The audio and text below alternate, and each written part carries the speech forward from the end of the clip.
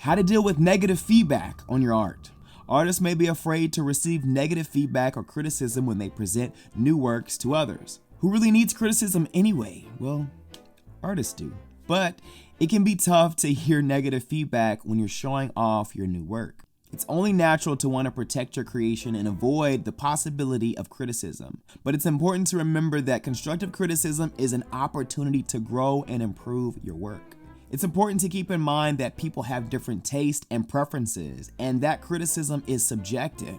Not everyone is going to like what you create, but that doesn't mean that you're not good at what you do.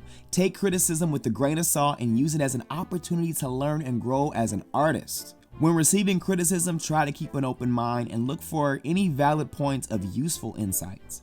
It's not always easy, but it's an essential part of the creative process. And remember, it's not about pleasing everyone. It's about self-improvement and learning new things. Also, don't be afraid to ask for feedback from people you trust. It